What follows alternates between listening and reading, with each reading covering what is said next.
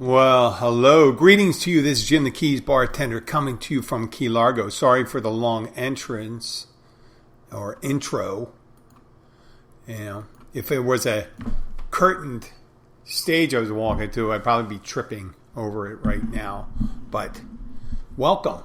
Thank you for listening. Thank you for being here. I'd say hello to my sister. I just got off the phone with her. Boy, you know, sometimes I got to... I love talking to my sister. I love her dearly. Imagine we're similar in a lot of things, but my sisters have some varying views on the world other than mine. I get out there more talking to people in person, and she may be talking to them more online or following certain things. And she's... she's not a QAnon person, but she is not afraid of following a fringe, I'd have to say a fringe conspiracy theory. Okay? She's not afraid of touting it. And you rarely hear her go back and say, well, maybe I was wrong about that later. So she has her hard views on things, much like I do. Yes, much like I do. And I would love to have her on. But, imagine how, you can tell listeners, you've heard me with other people. I'm overbearing. I talk too much. Hence, I got a podcast. 433 episodes. 433 episodes. And I understand that it could be a compulsion for me, right? To be able to talk that long. I've been able to do over an hour by myself. That's scary, huh? You can come up with new content every day and say, what is going through this fucking guy's head?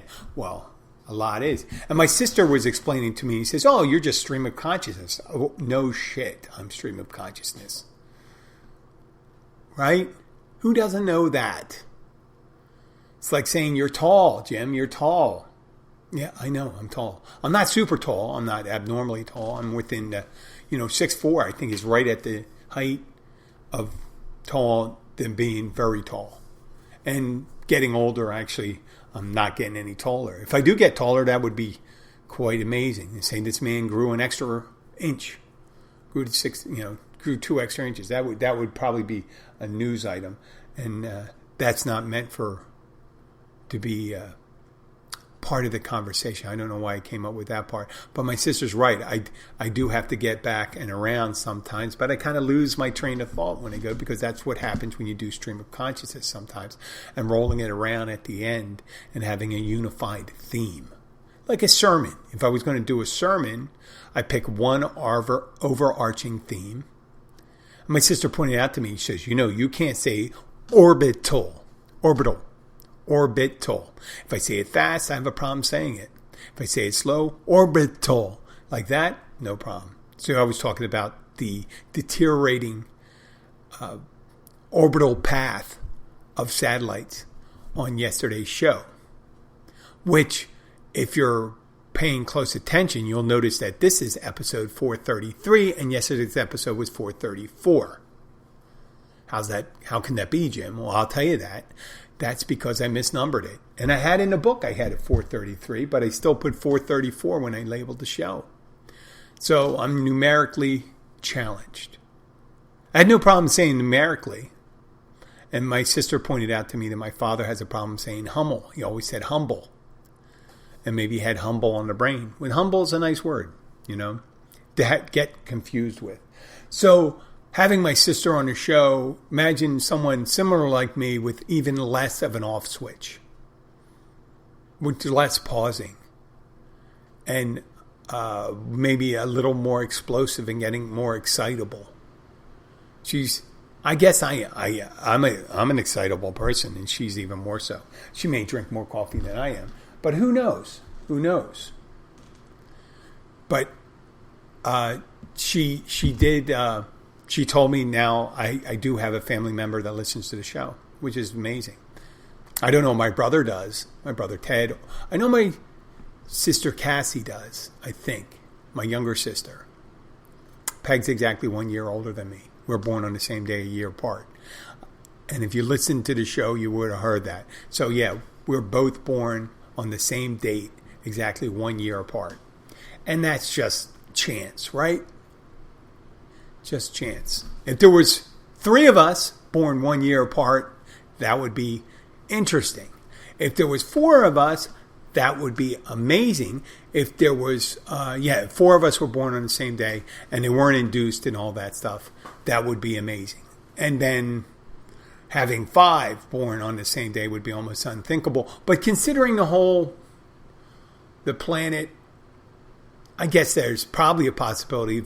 There's probably families where everyone's born on the same day. If you look to have sex about 9 months before you expect to procreate or give birth, you probably greatly enhance the chances of that. But still a crapshoot. And then you've also induced it and stuff like that. But I'm getting off that. I'm getting off my subject. So recently, I'm going to talk about perception and ideas. And one is this online university, University of Phoenix. And they've been running this commercial for months.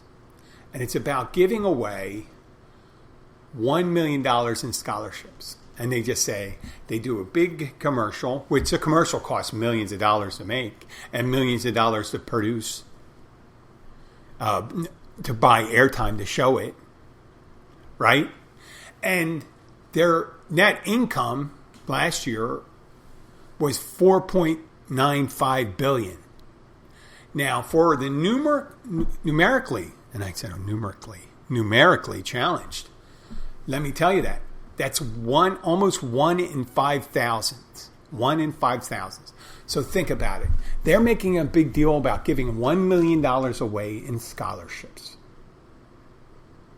Now, let's talk about the average income. That would be like someone who makes $100,000 a year, making a very big deal about giving $20 away. And that's the proportion. So that would be someone who makes $100,000 giving $20 away and pulling $20 out of their pocket and say, hey, check it the fuck out. I got $20 and I'm going to put it in this Salvation Army bucket. Aren't I a great guy? And have you filmed doing it. And I'm doing it purposely to attract people as an advertising. I mean, you're making yourself filmed and doing it, stuff like that, like their commercials doing. It's not that big a fucking deal. Hence the title of the show, Big Fucking Deal. I had applied and I did not follow through on the application process, but I almost became a sales associate, or they call it an admissions officer. I think they called it an admissions officer, but you're really not an admissions officer because everyone's admitted if they have money. University of Phoenix.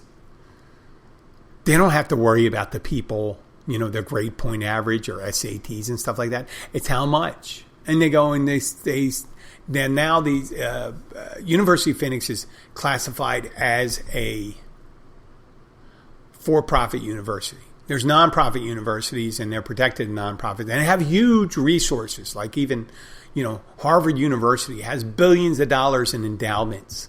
Billions of dollars that are untouchable because they're even though it's a private school, their endowments could be untouchable. And then there's state schools and nonprofit schools under religious institutions. But for-profit schools, which I don't have a problem with the idea of for-profit schools. I do have a problem with the amount of money they charge. And I don't have a problem with the quality of education. I think some people get a better education online or worse education depending on how they apply themselves. I think you can get a very good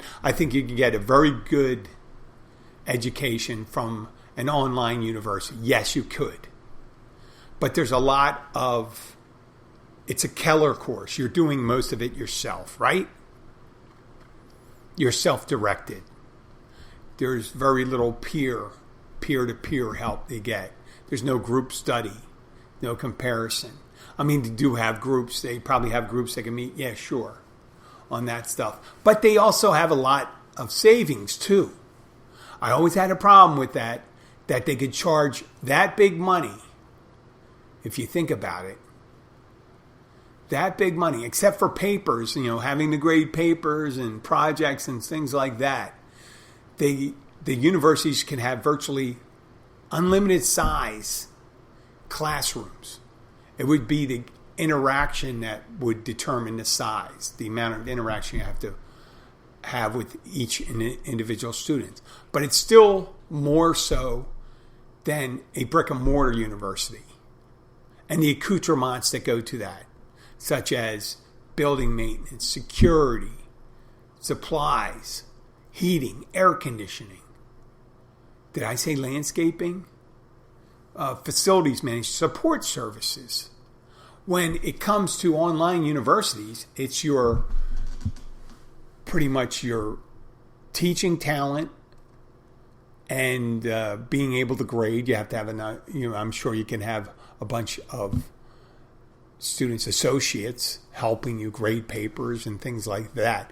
So charging the kind of money you charge at a university, that's ridiculous. It should be easier. And there's a lot of online universities that do for less. There's been a multitude of new ones coming up now. A lot of regular brick and mortar universities have an associated online adjunct service, or whatever you want to call it, affiliated services online, which is great. And of course, since the pandemic, a lot of brick and mortar universities have been mimicking the online universities, right? But to get this thing where it's a big deal, like, are we stupid? It's like there's the Gates Foundation. Now, the big deal, people have a problem, and a lot of conservatives have a problem with Gates. They think they're poisoning him. Bill Gates is trying to put the Bill and Melinda Gates Foundation, they're trying to put a chip in everyone, whatever fucking stupid thing. What they're trying to do, these are people with immense resources. They're trying to do something for their legacy. And one of the things one of the huge things by the Gates Foundation was swamp blindness or swamp sickness or whatever stuff like that. It's in third worlds, and blindness was caused by contaminated water. And these big foundations pool their resources, and Warren Buffett saw that the Gates Foundation was a well-managed foundation, that he contributed part of his income. And Warren Buffett is one of the people that I would suggest lives the most frugally. But when it comes to billionaires, obviously it's their money they're doing. When it comes to a for-profit like University of Phoenix, I understand they have other ownership they have to apply to, and they can't just willy-nilly give away $100 million in scholarships. But they don't give it. They don't give scholarship monies. Like each university, there's regular universities give academic scholarship each year. Each year that in a decent sized university, they have enough, they give 10 times, these big universities, 10 times more scholarship money to their students than the University of Phoenix. But it's a perception when they put it up there and say $1 million like Dr. Evil, right? 1 million, and you got to visualize this with the pinky coming up to the corner of the mouth. $1 million. It's in the grand scheme of things, when it's worth that much, it's not that great. That would be $1 million, 100 students maybe in 1 year. Maybe. They may even charge more than $10,000 a year. Imagine going to debt to an online university and not being able to get a fucking job after that. Okay? So be considering of the magnitude in it's like someone if someone was going to pay attention to you, your friend, and they only had, you know what I have 5 minutes to give to you each week. 5 minutes of attention. Well, that's not a good friend. Well, 1/5,000th of their income is not that big a deal.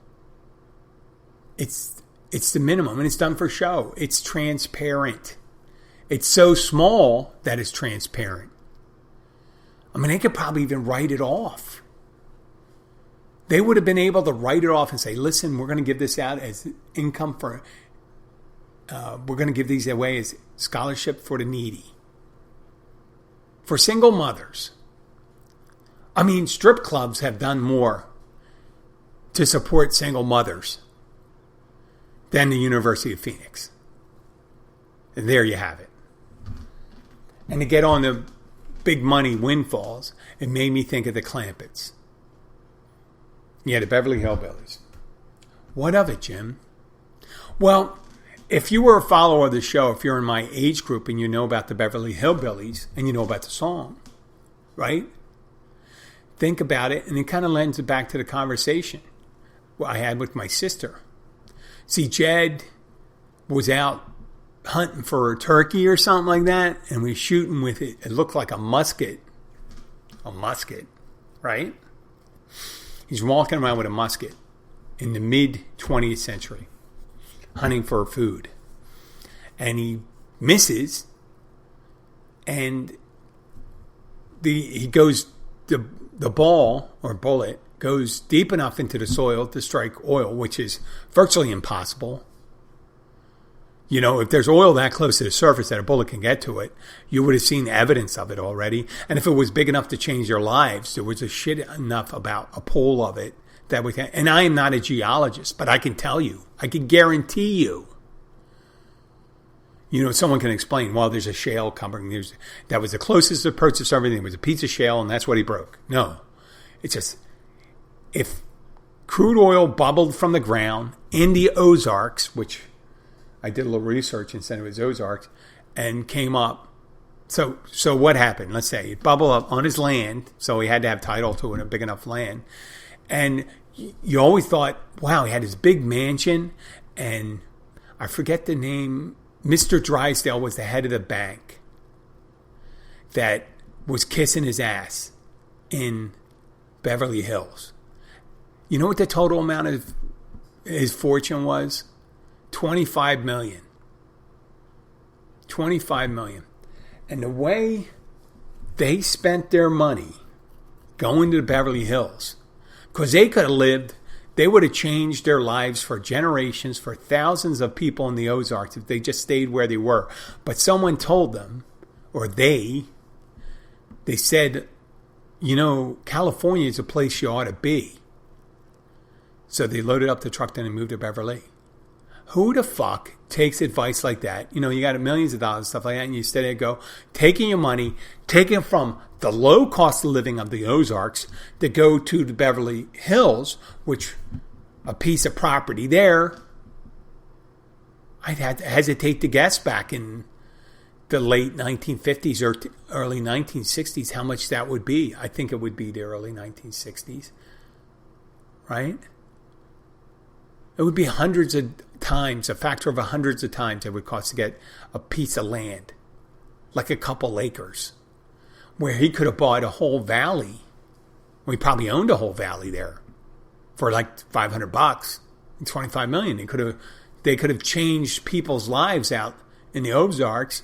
So he moves to Beverly, buys a big ass mansion.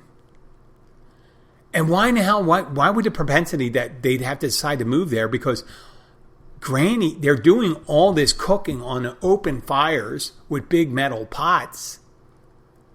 Cooking possum still. Possum, where the fuck do you get possum? In Beverly Hills, I'm sure there's possum and raccoons, but not like there are in the Ozarks. And They don't just eat possum and raccoon in the Ozarks because there's deer there and bear and fish. Raccoon and possums for people that, that are subsistent off of small game and stuff like that. You never hear them talking about deer meat or bear meat. It's always possum and raccoon. It's like they couldn't get it. And they didn't decide to upgrade and stuff like that. So they go and buy, Jed decides to buy a mansion in Beverly Hills. And they got to Cement Pond, which they don't put any fucking fish in. Right? You figure the first thing they say, hey, listen, the problem with this, you got to put some fish in there. In a cement pond. No, but they got chlorine and shit like that. And they don't know what to do. They call it cement pond. Who has a pond in the Ozarks that doesn't have fish in it? Right? Why would they move there if they're not going to buy new clothes? He upgrades to when Jed Clampett gets dressed up, it looks like he's wearing clothes from 1880. And Granny too. They never get new clothes. They're always boiling their clothes. Jethro never gets, and Ellie Mae never get any new clothes because it always seems to be bought from like 5 years before because they always seem to be growing out of it. Ellie Mae has to be because it has to be super tight, right? Because it was clothes bought for her when she was 9 years old. Not saying she didn't look good in it. And her hair,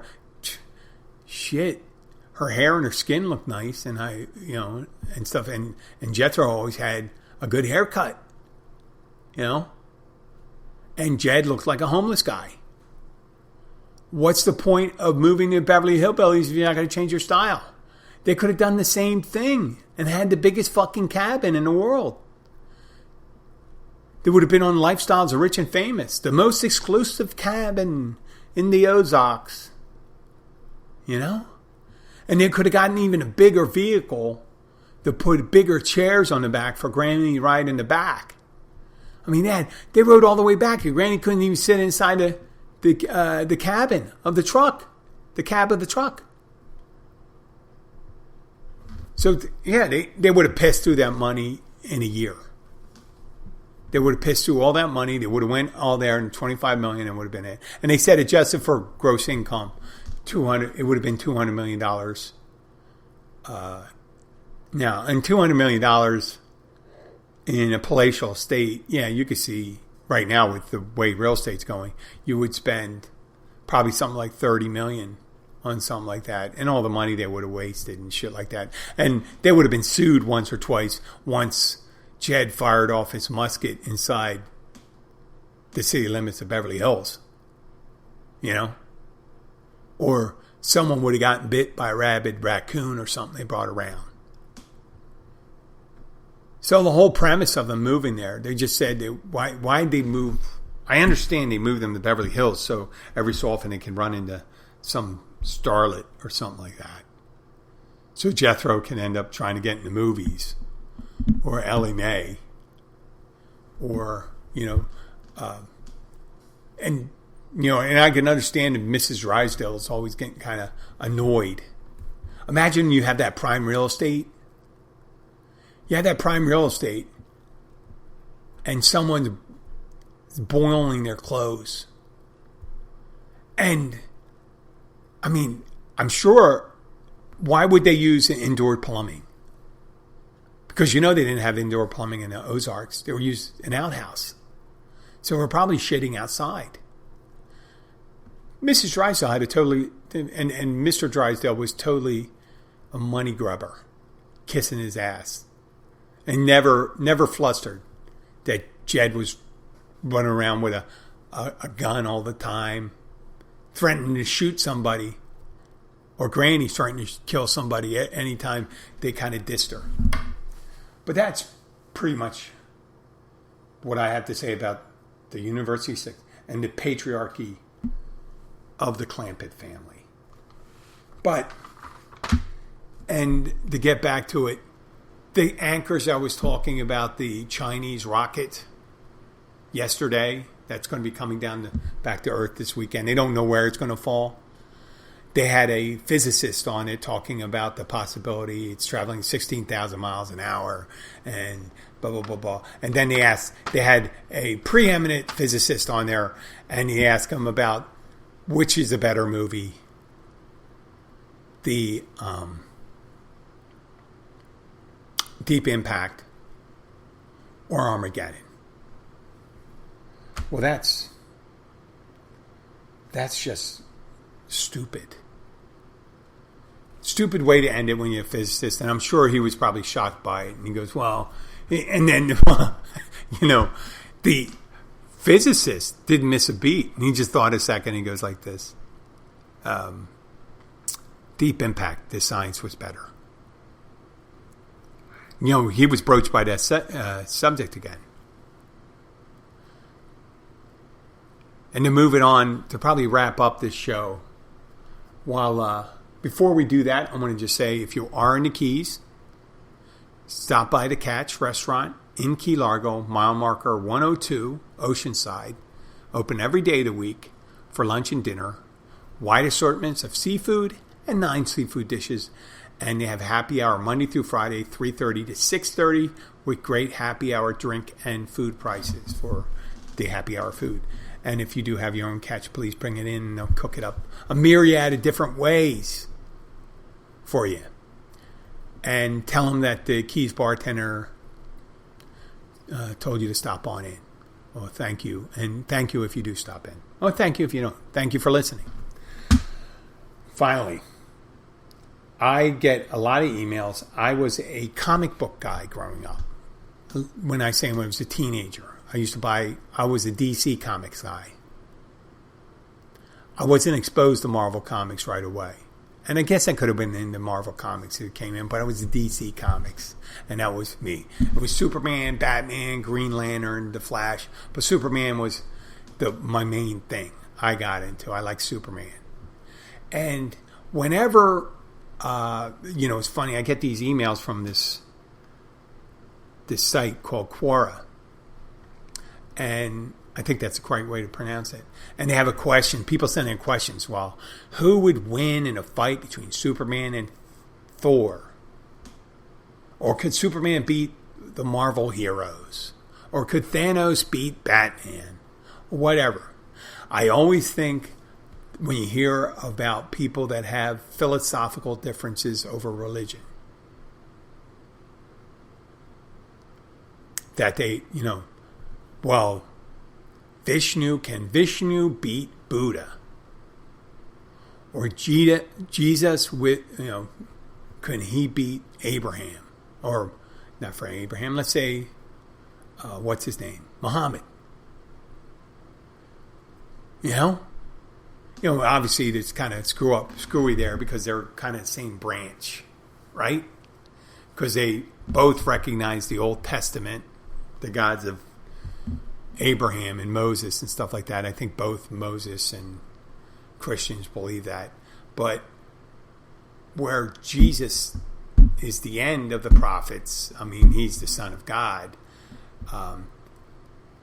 Muslims view Jesus as one of the prophets, and that Muhammad was the greatest prophet. He's a preeminent one. It's like, and just arguing over who's better. So we're going to take whatever thing and they're going to say, this is what I believe in. And they're certain of it. They are certain of it. You might as well argue about Thor's father, Odin. I think Thor is kind of like Jesus. And Odin is his father. So Odin's supposed to be more popular. Kind of like a god. But not kind of God. Oh, they even had a question on this thing, whether Thor acknowledges a higher power other than his, because he's supposedly a god. If you follow on this, don't follow it. I understand. But they got into the intricacies where Thor is actually talking to a Catholic priest about a higher power. I think Thor had a drinking problem, too, at one of the things, and one of the Marvel things like Endgame, so he became quite the alcoholic. So he would need to he would have to acknowledge a higher power in order to stop drinking. or curtail. No, actually, it's to stop drinking, because there's no, in at least 12 steps thing, there's no reduction of drinking in the 12 steps theory of ending alcoholism. But whenever they get argument over it, it's like the Gulliver's Jonathan Swift, who was a satirist in the 1700s.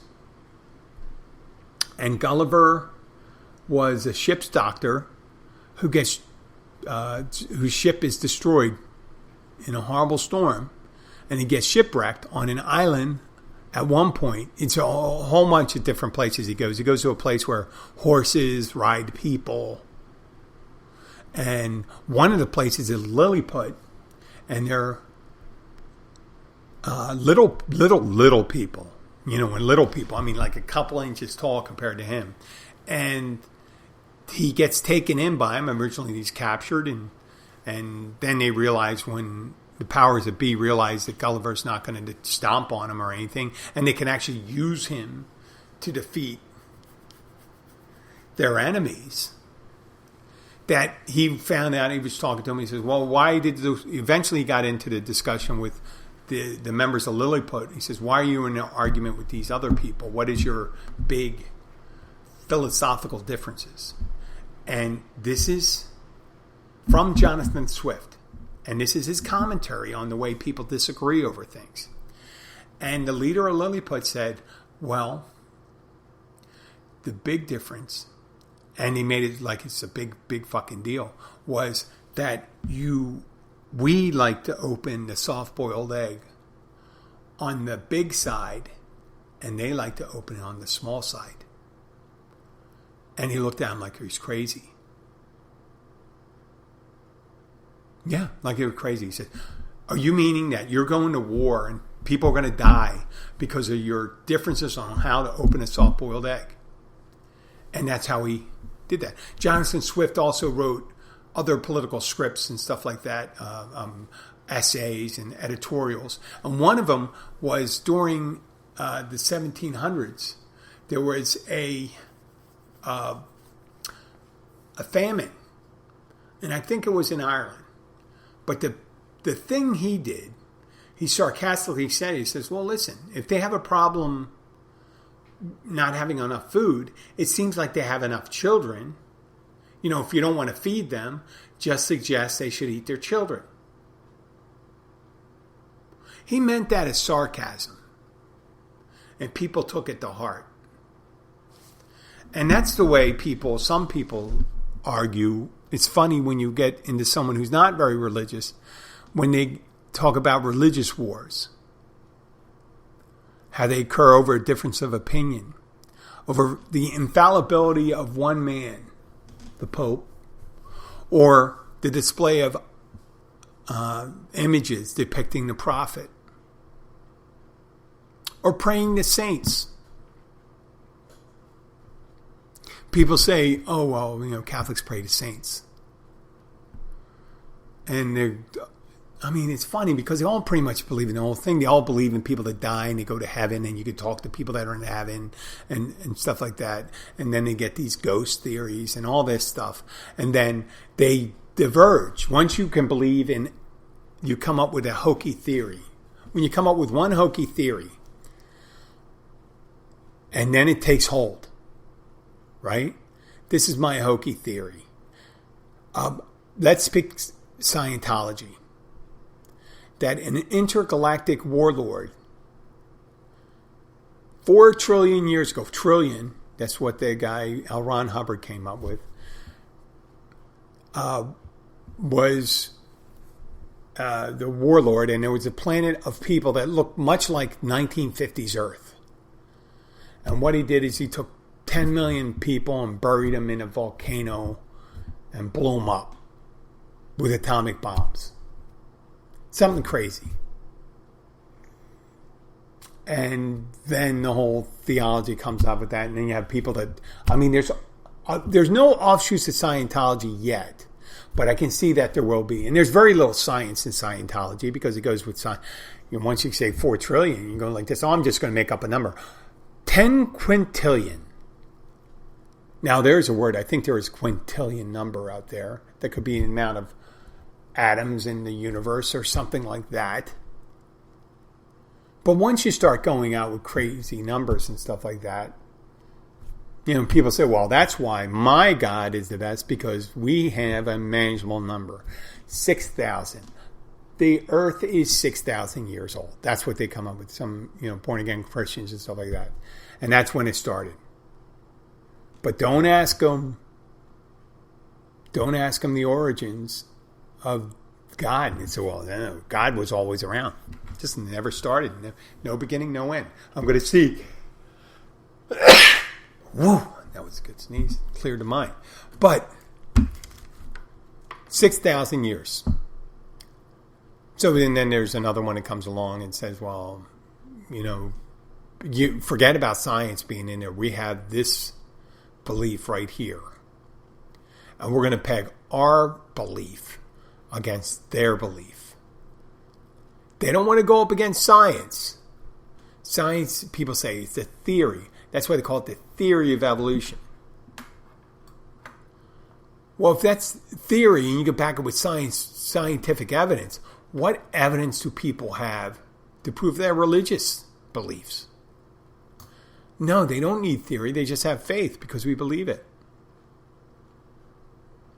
So someday there will be someone that says that a man was put on a spaceship when he was a baby, sent from a planet that was about to blow up, sent to Earth and landed, and he saved us all.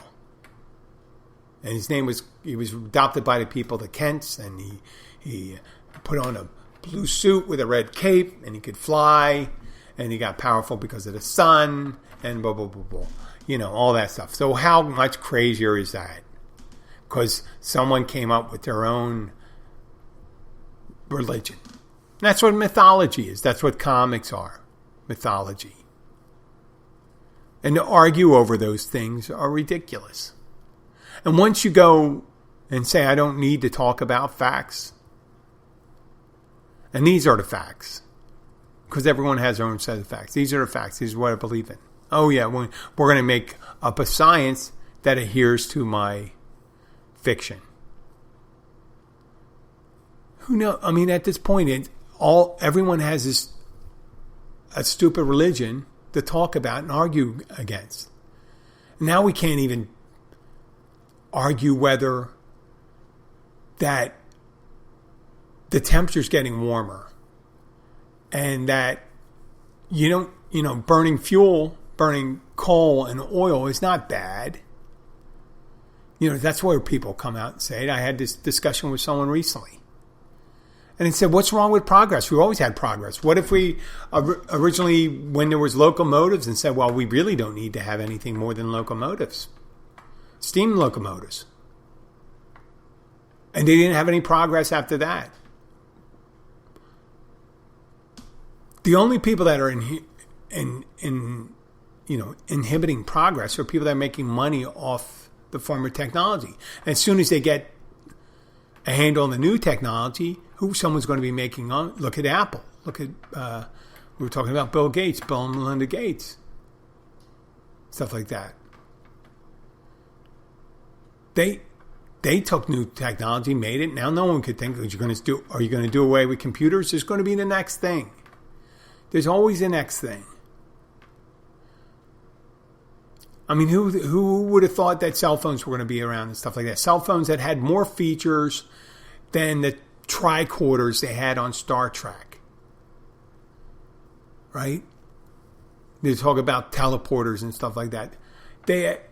On Star Trek, they would take the tricorder and they'd analyze someone if he was sick and say, oh, you got a broken leg and stuff like that. That's not too far off. They're going to be able to do some kind of scan to check for broken bones and things like that. And then there may be a thing that helps induce healing. Right? That speed it up. Or mend it. In the beginning, it could be cauterization. And then there's something that will heal. And then there's things that replicating things. We got 3D printers. Right? They can 3D print almost anything. You can 3D print tools. They're using plastic now. Eventually, it's going to use something a little harder than plastic. No, it'll all be done. So why argue over old technology and why we can't get rid of oil and gas and coal? We can. That's old technology. Might as well move ahead of the beginning. And the one that gets ahead of it first will be the one that makes the money from it. And that's why we should be spending money on that right now. Instead of trying to make something out of something old. It'd be like trying to turbocharge a Flintstone mobile with the big fucking rock wheels it has. So, well, we got to put a turbocharger. He says, well, maybe we should make the wheels lighter instead of using stone. We'd probably get better suspension, be an easier ride. That would really be a shitty ride. And don't get me started on those pterodactyls that have the big log on their back. They could barely fly on their own. They're not going to fly with a big hollowed out log with people sitting inside it. Well, my sister asked me, she suggested, and I think it's a height. I think it's a height of chauvinism or cultural chauvinism, let's say, that's superior, that you show up after years. And I'm just saying this and maybe piss off my sister. I apologize. But I've been doing this show for about April 2017. 4 years, right? I got it right? 4 years. 430, well, 4 episodes considering yesterday, but it's actually today's 433. And suggests, you know what? You do stream of consciousness, you should pretty much end with what you started wrapping this up with. And what I started with was a big fucking deal. Making a big show of something. A grand gesture. The big grand gesture.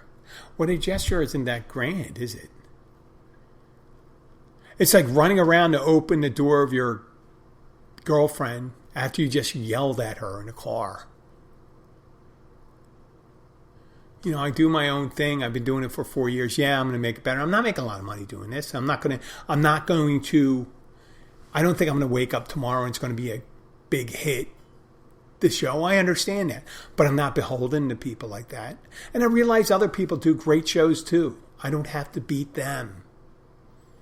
All I had to do is my thing. And my thing is to get off target sometimes and not return to it at the end. And my grand gesture is maybe being open to being wrong. I have been wrong in the past and I will be wrong in the future, but I have these ideas that I think about. And what's there a big deal about it at the end? And why make a grand gesture when it's really not big of a gesture? It would be a grand gesture is like for the next year, we're going to cut our prices by 50%. And we're going to try to get everybody, if you make under $30,000 a year, we're going to make sure that your children get scholarships to fight poverty. We're going to end poverty in certain communities by offering low-cost tuition plans to the needy. So once they graduate high school, we're going to show you, this would be a grand gesture by University of Phoenix, we're going to take several inner city schools and we're going to offer them 4 years tuition and show how they can revitalize the community by giving them higher education, how important education is. That would be something. And that would be a big gesture. Probably cost a little, but if you're giving it away, it's not like you're giving it. You're just giving away your profit that you would have made. Or you wouldn't have made because, first of all, those people wouldn't have went. The problem with some big companies is they can't really be bold because they have to be somewhat fiscally responsible. Private individuals, they can be bold. Elon Musk, fucking launching a rocket and then having it land backwards, come back down, that's bold. Or building a boring tool that would go boring through the earth, boring, to create underground hypersonic trains. That's bold. But that's a private individual. Private individuals can be bold. The private individual's been doing weird shit for all over, you know. You've had Irish monks that got in these little boats and maybe made it across the Atlantic. You have crazy people that stuffed themselves into barrels and gone over to Niagara Falls. That's what you need. If you want America to be great, we need big individuals or little individuals to make big decisions, bold decisions, and not violent decisions. I'm talking about things that require real change. Right? I'm not talking about storming the fucking Capitol, you fucking idiots. Not that anybody listening is one of those people that storm the Capitol and stuff like that and think they're going to hang a congressman or the vice president. Total bullshit. You want to be patriot. So I don't know why I got to that point. I think it's kind of wound up. I'm back to the big fucking deal thing. But you could do that in your life. Make a big decision. Do it. Do something that'll change. Make a commitment. Don't make it 1/5,000th of your efforts. 1/5,000th. That's my comparison to the net income of University of Phoenix, considering the $1 million they're offering. That's 1/5,000th of an effort. Anybody gave 1/5,000th. That's kind of like maybe taking a shit. You give 1/5,000th the amount of energy you're going to output, and that maybe even less.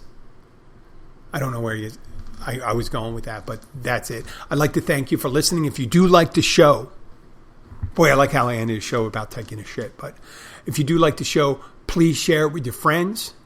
Like us on Facebook, Instagram, Twitter.